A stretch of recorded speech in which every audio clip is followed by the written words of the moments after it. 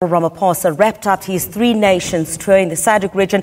Let's join our reporter now, Ntakoana Ngatane, who is standing by. Ntakoana, a very good evening to you.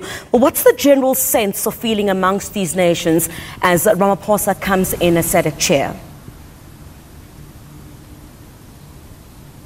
Good evening, Criselda. I think where we can get a very good sense of what these nations think will be here in Botswana at the SADC headquarters. And I walked the corridors and spoke to some of the diplomats there after President Cyril Ramaphosa had met with them.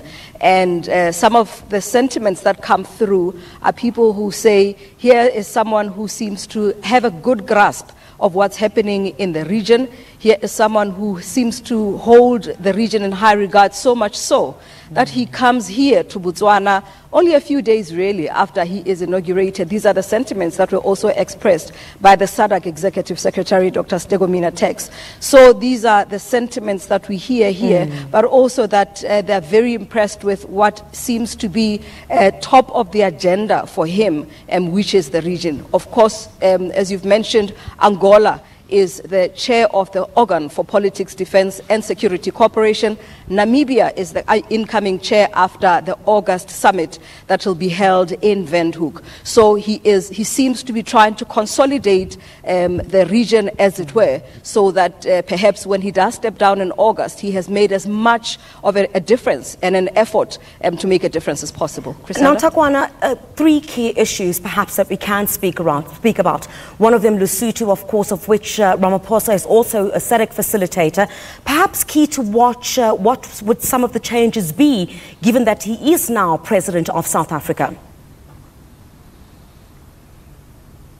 Absolutely. Quite a contentious issue too, because you will remember that in Lesotho itself, there are some parts of the protagonists in that political impasse in Lesotho who are saying he hasn't made much of a difference. Of course, beginning way back in 2015 when he recommended that Lesotho should go to elections, and the outcome of that election happened to be the very thing that the people who wanted a motion of no confidence in Parliament wanted in the first place. So there was a question as to whether Lesotho should have gone to elections in the first place. And of course, there was the second elections in 2017. But throughout all of this, what SADC has maintained is that the people of Lesotho themselves were guided by him, and they have come to the decisions that they came to because of only the guidance, but the overarching reason why they reached the decisions that they did was the constitution of the country. This is why SADC has repeatedly said, and Lesotho is currently going through transformation or amendment of the constitution, those constitutional reforms, the security sector reforms, the public sector reforms, and other reforms that are required in that country.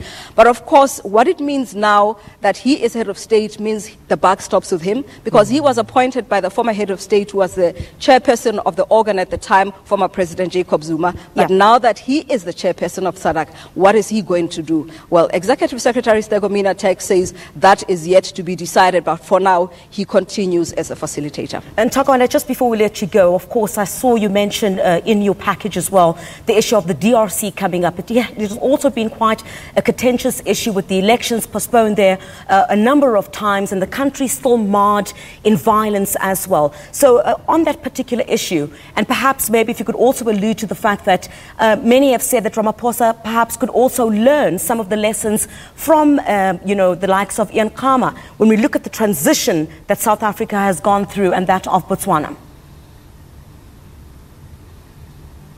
I think 2 lessons that President Ramaphosa perhaps can learn from Ian Khama as he steps on. The first one that you talk about is that of transition. He himself says he comes out of Botswana with admiration, because having walked through the offices of the president here in Gaborone today and realizing just how much calm there is ahead of this transition that's happening at the end of the month, in contrast to what he went through in South Africa, sleepless nights and weeks and weeks and weeks of uncertainty.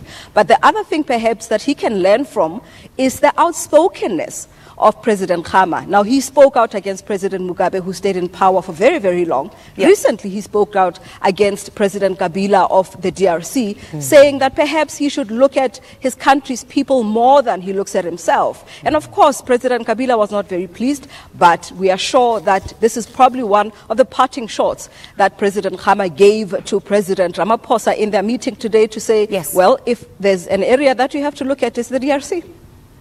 Well, Ntakoana Ngatane, thank you very much for your time. They're live from Gaborone as President Cyril Ramaphosa wrapped up his 3-leg visit to 3 nations as SADC facilitator.